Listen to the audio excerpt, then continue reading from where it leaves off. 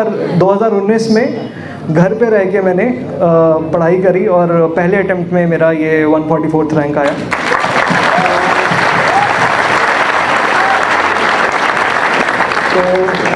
तो मेरा ये बताने का आपको बस एक ही मकसद था कि मैं ये नहीं कह रहा हूँ कि मैंने बिना कोचिंग के कर लिया तो बहुत इजी है या ऐसा कुछ।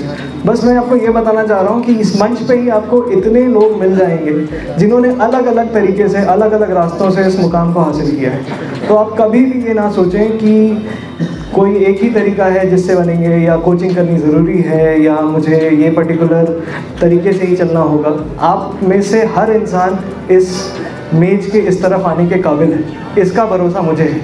आप अगर इस मंच पे नहीं देखना चाहते हैं तो आप पुराने टॉपर्स में से देख लीजिए, आपको उनमें ऐसे लोग भी मिलेंगे जिनका कॉलेज में बैक लग गया था, कुछ ऐसे लोग मिलेंगे जो 12th फेल थे। बट एक ही चीज़ काम आती है कि आप मेहनत कीजिए, आप अपनी जो आपका लक्ष्य है उसके प्रति आपकी जो निष्ठा होनी चाहिए वो बिल्कुल सच्ची होनी चाहिए। तो आप यहाँ से अगर कुछ लेके जाते हैं, एक चीज़ भी लेके जाते हैं, तो आप प्लीज़ ये लेके जाइएगा कि आप कर सकते हैं। कोई आपको कुछ भी बोले कि नहीं ये बहुत कठिन एग्ज़ाम है, यूपीएससी है, निकलता नहीं है, ऐसे भी सुनने में आता है कि यूपीएससी है तो निकलता नहीं है, तो इस भौकाल से थोड़ा दूर हटें। आप अगर जब इसको एक कहते हैं अनसरमाउंटेबल माउंटेन, जिसको चढ़ ही नहीं सकते हैं, आपने अगर ये मान लिया तो आप नहीं चढ़ पाएंगे। अगर आपने ये माना है कि हाँ ये मेरे बगल वाला कर सकता है, मेरे गली का एक आदमी कर सकता है, या मेरे शहर का कोई कर सकता है, तो मैं भी कर सकता हूँ, आप देखिए कैसे नहीं निकलता है। इसके साथ ही मैं जो प्रीलिम्स होता है उस पर थोड़ा ज़्यादा फोकस करूँगा, क्योंकि मुझे लगता है कि प्रीलिम्स जो है एक बड़ा फेज़ होता है। प्रीलिम्स थोड़ा लोग कहते हैं कि अनप्रेडिक्टेबल है, यानी कि समझ में नहीं आता है कैसे करें क्या नहीं करें, तो उसके ऊपर मैं थोड़ी बात करना चाहता हूँ। और ये जो चीज़ें मैं बोलूँगा यूपीएससी प्रीलिम्स के लिए, वो बाकी सारे एग्ज़ाम्स में भी सिमिलरली एप्लीकेबल होगा। थोड़े सोर्सेस या जैसा सर ने बोला लेबल चेंज हो सकता है, बट जो तैयारी रहती है या जो तैयारी करने का तरीका होता है वो नहीं बदलता है। तो यूपीएससी के लिए प्रीलिम्स के लिए मैं कहूँगा कि देखिए, आप मान लीजिए आप अगला प्रीलिम्स देना चाहते हैं, तो आप उसके 1 साल पहले से बिल्कुल पुरजोर तैयारी शुरू कर दीजिए। मतलब अगर आपको देना है तो 1 साल पहले आप प्रीलिम्स के लिए आपके पास समझ आपको होनी चाहिए कि आपको कैसे कैसे 1 साल में क्या पढ़ाई करनी है। और जब मैंने तैयारी शुरू करी थी 2019 के सितंबर में, तो मैंने 15 दिन सिर्फ इस चीज़ के लिए लिए थे कि मेरी स्ट्रैटेजी, मेरे सामने एक रफ स्ट्रैटेजी हो कि मुझे क्या करना है, किस महीने तक मुझे क्या कंप्लीट करना है, किस महीने तक मेरा ऑप्शनल हो जाना चाहिए, किस महीने तक मैं क्या करूँगा। ऑल्दो बीच में कोविड-19 आ गया और उसके वजह से चीज़ें इधर उधर हो गई, बट वो स्ट्रैटेजी बनाने से एक मन को सुकून मिलता है कि नहीं सब चीज़ें हैं। ऐसा नहीं है कि कुछ चीज़ें मैंने छोड़ दी हैं और आगे आके सामने आएंगी और फिर मुझे समझ में नहीं आएगी क्या करना है। तो आप 15 दिन लें, 10 दिन लें, पर उसमें जो भी टॉपर्स वीडियोस देखने हैं आपको, जितनी भी स्ट्रैटेजी वीडियोस देखनी है, सिलेबस देखना है, जो भी करना है, आप 10 दिन सिर्फ वो काम करें और अपनी स्ट्रैटेजी बना लें।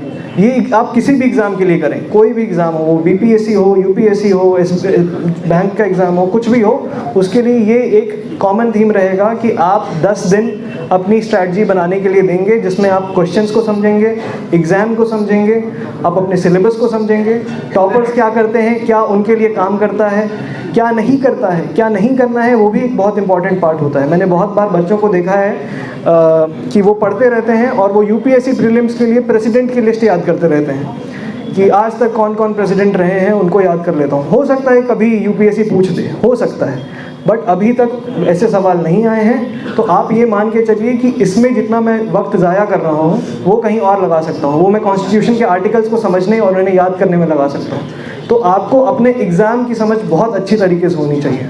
आप किसी भी दुश्मन को तभी हरा सकते हैं जब आप उसे समझते हैं। अगर आपको वो लगेगा कि आप उसके सामने बिल्कुल ऐसे जा रहे हैं कि ये तो कोई भी एग्ज़ाम है, मैं बैठ जाता हूँ, बस मैं मेहनत कर लूँगा, तो वो वैसा यहाँ पे नहीं होने वाला है। दूसरी चीज़ जो बहुत इंपॉर्टेंट हो जाती है प्रीलिम्स में, कि आपके बुक के सोर्सेज जो भी होंगे वो मिनिमम होंगे। ये नहीं करना है कि पॉलिटी पढ़ रहे हैं तो लक्ष्मीकांत भी पढ़ रहे हैं और एक और बुक उठा लिए साथ में। आप लक्ष्मीकांत पे भरोसा कर रहे हैं तो लक्ष्मीकांत पे भरोसा कीजिए और उसको ही पढ़िए, और थोड़े ठहराव के साथ पढ़िए। ये नहीं कि सबसे सुना है कि 7 दिन में ख़त्म करना है तो 7 दिन में ही ख़त्म करना है। आप 15 दिन लीजिए, बट आप ऐसे पढ़िए कि आपको चीज़ें समझ में आ रही हैं। ये ना हो कि आप पढ़ने के लिए पढ़ रहे हैं, पेज पलटते जा रहे हैं और पता चला किताब ख़त्म हो गई, दिमाग में गया नहीं कुछ, तो वो नहीं करना है। दूसरा इम्पॉर्टेंट है कि आपके सोर्सेज मिनिमम होंगे, बट आपके और जो सोर्सेज आपने डिसाइड कर लिए वो स्टिक करेंगे आप 1 साल तक। कम से कम आप 1 साल उन सोर्सेज को दें।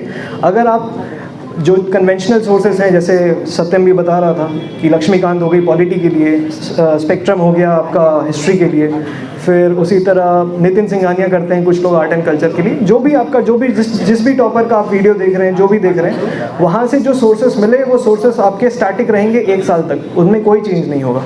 दूसरी इंपॉर्टेंट चीज़ जो आज के प्रीलिम्स में बहुत इंपॉर्टेंट हो गई है वो है करंट अफेयर्स। तो करंट अफेयर्स के लिए मैं कहूँगा कि एक जनरल नागरिक की तरह भी आपको थोड़ा अवेयर होना चाहिए कि देश में चल क्या रहा है, देश के बाहर क्या चल रहा है। और इसके लिए बेस्ट तरीका है कि आप न्यूज़पेपर पढ़ें। और मैं तो ये भी सजेस्ट करूँगा, मैंने ये करा था कि मैं न्यूज़पेपर्स बहुत ही रिलीजियसली पढ़ता था, 2 घंटे डेली देता था उनको, और उनके नोट्स भी खुद बनाता था। मतलब I did not rely upon the notes जो कोचिंग इंस्टीट्यूट्स बनाते थे, क्योंकि मुझे लगता था कि जो मैंने मेहनत करी है नोट्स बनाने में, उनका कहीं ना कहीं रिजल्ट जो है ज़्यादा बेहतर होगा मेरे लिए।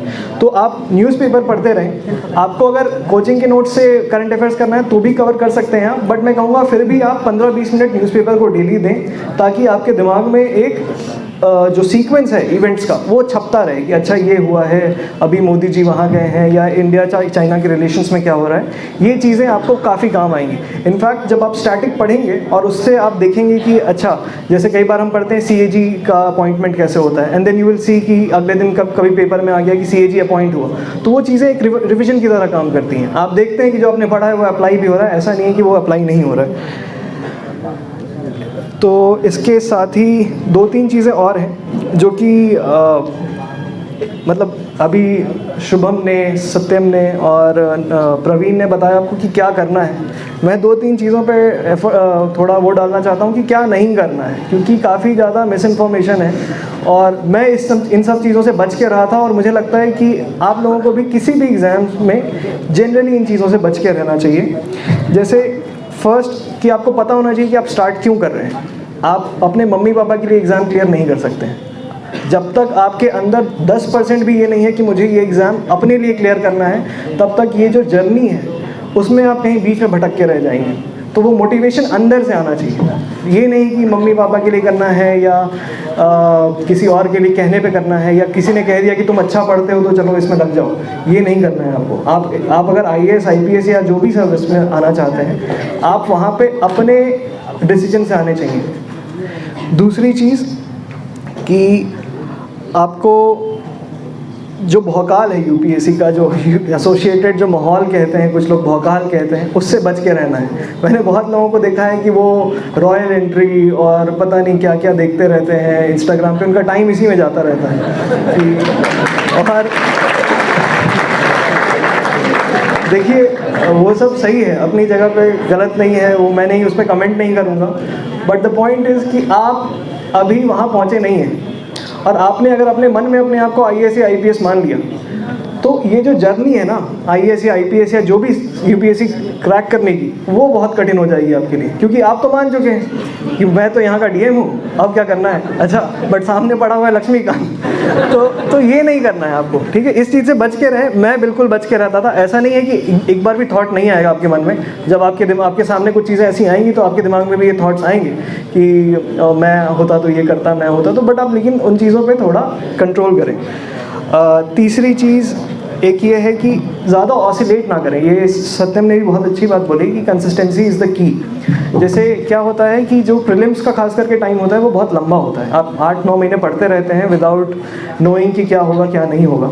तो उसमें आपका प्रिपरेशन ऐसे चलता है। मान लीजिए ये आपका बेस लाइन है, तो ये होगा जिस दिन आपकी प्रिपरेशन बहुत अच्छी चल रही होगी, और ये होगा जिस दिन कुछ भी नहीं पढ़ा होगा आपने। और इसके बीच में हम ऑसिलेट करते रहते हैं। अभी शुभम जब ये बता रहा था तो मुझे लगा कि मैं जब तैयारी कर रहा था तो मैं सोचता था कि टॉपर भी ऐसे ही करते होंगे क्या, उनके साथ भी होता था क्या। बट उसके मुंह से सुन के मुझे भी लग रहा है कि नहीं, अच्छा सबके साथ होता है ये, मैं अकेला इधर उधर नहीं भटक रहा था। तो ये आप आज लेके जाइए यहाँ से कि ये आप हेलो आपको क्या नहीं करना है उस पर भी ध्यान दीजिएगा।